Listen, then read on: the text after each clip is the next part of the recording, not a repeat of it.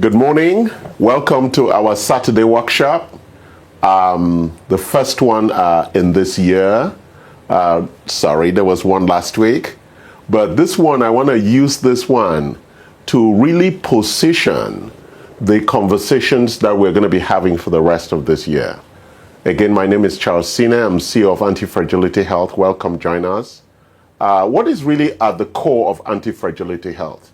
Anti-Fragility Health, at its core, its mission is to give people freedom.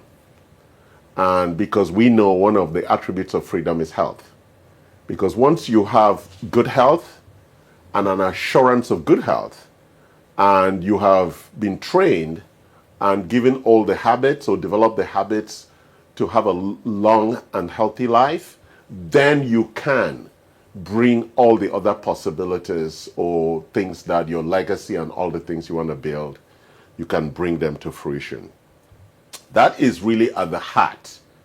And we have chosen a pathway that's focused around prevention, reversal, and optimization of your health. Being at the core, we know today that almost 80 to 90% of people die from chronic illness. That's our focus. And where does chronic illness come from? 90% of chronic illness comes from lifestyle. And we know that if we can transform lifestyles, we can change the paradigm of why people die so early from chronic illnesses. And at the core of that is lifestyle. And the core of getting the kind of lifestyle that's focused requires transformation. Therefore, our topic today, transformation and enrollment. At the core of this journey are those two fundamental attributes, or what we'll call ways of being. You have to be transformed, and in the transforming process, you enroll.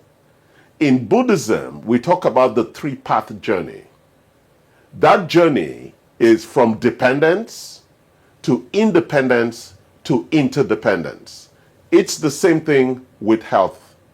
You remove yourself from a place of not having knowledge or having developed the habits and lifestyle that is healthy to a place where you, as an individual, we call that place a place of independence, now understand the habits that would give you a long and healthy lifestyle.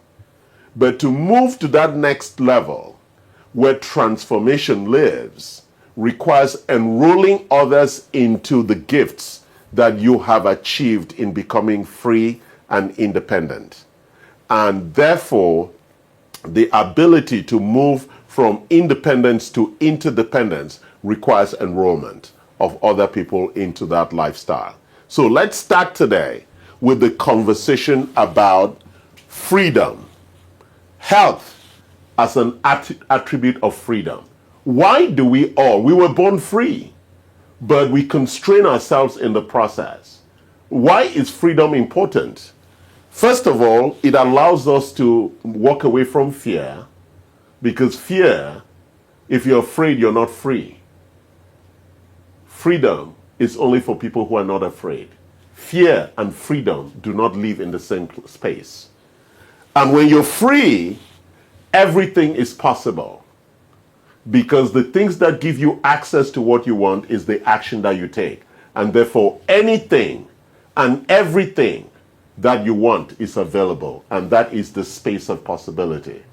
Possibility lives only when you're free. And therefore, freedom, I call this the freedom box. There are 5 things that drive freedom. Health is number 1, knowledge is number 2, relationships number 3, time number 4, money is number 5. We focus on health. You can find that support in other places. Health is what we call well-being. Another name for that, for you being, and there are 4 attributes to that: nutritional, physical, emotional, and environmental. But it's very important that this journey begins from dependence. Most people are dependent. They're dependent on their doctors. They are dependent on the restaurants where they've outsourced their meals.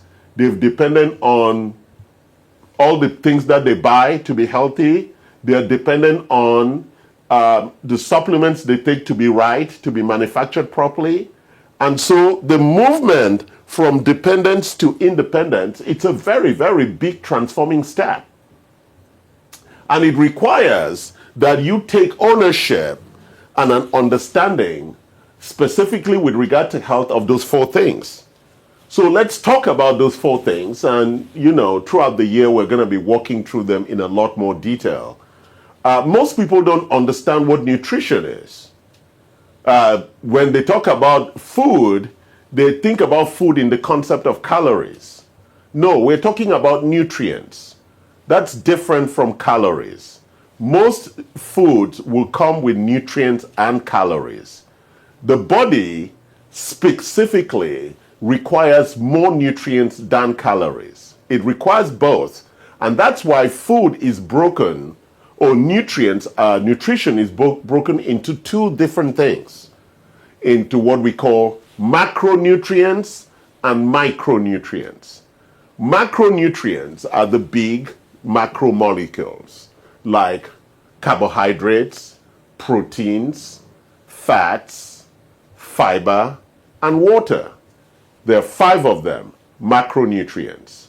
And there are rules around each of them that are really comprehensive and necessary. Under micronutrients, we have 2 specific groups. We have vitamins and minerals. Really, really critical for our health. The underlying biochemistry uses calories as the energy source to power everything else. So the fuel for powering is important. Even more so, important are the nutrients that drive the overall biochemical pathways, as they're called, which is what drives my body. The biochemical pathways are powered by the calories.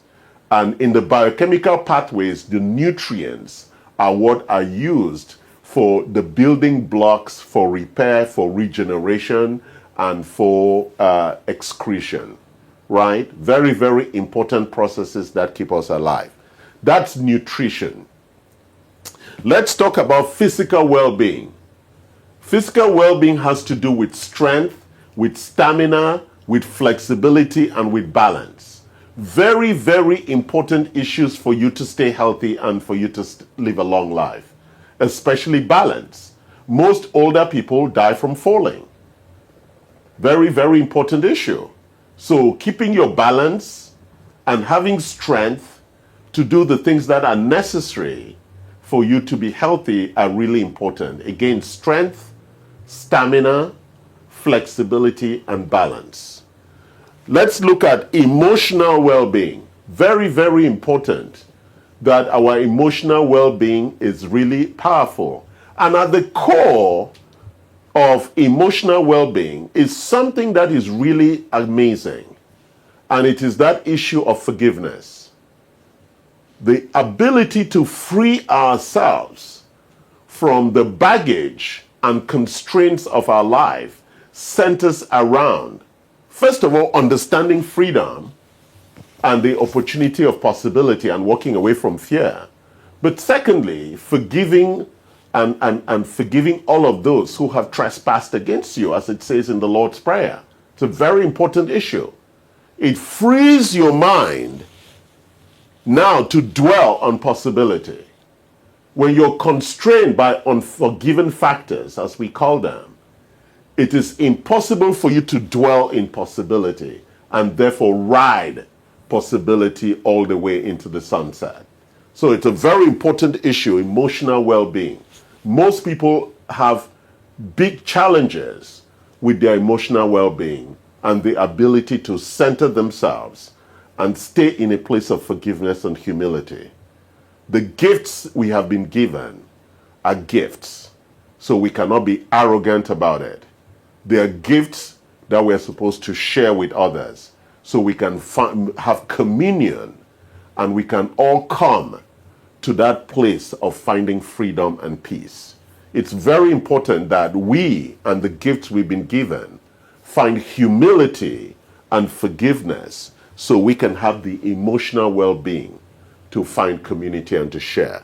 And finally, environmental well-being. Increasingly, we live in a very, very toxic environment. Therefore, it is important for us to look for means of having clean air, clean water, clean food, and clean things that we buy to ensure that we don't live in a very toxic body. Toxicity is one of the most challenging issues within the body. And that toxicity leads to a lot of chronic illness, even if you have a lot of good healthy habits. Again, let me just go back to the emotional well-being. As we know, stress is one of the biggest causes of chronic illness. And most of the stress comes from perceptions of ourselves, a lack of authenticity and integrity, and a lack of purpose and focus as to where we're going. So very, very important issues. So again, the only way you can move from dependence to independence is to build freedom. And at the core of it is health. Without health, there is no freedom. All these attributes are very important. Without knowledge, there is no freedom. Without relationships, there is no freedom. Without an appropriate and adequate use of time, there is no freedom. And if you're broke, there's no freedom. These 5 things are really critical. When one of them is absent, the whole box collapses. So it is important in moving from dependence to independence that you take control of those 5 attributes and begin to define the essence of your freedom. Because when you're always broke, you cannot have emotional well-being. You're always dependent on somebody else to help you. If you don't have enough nutrition, you're not free because your body needs the nutrients. If you have some physical incapacities or you're incapacitated physically, you're not free. You have to depend on a wheelchair or other people. And if you have a lot of toxicity, it actually affects your brain with neuroinflammation. And therefore you get depression, dementia, and Alzheimer's and all the other things that arise from neuroinflammation. So at the core here is this conversation of how we journey from dependence to independence. It's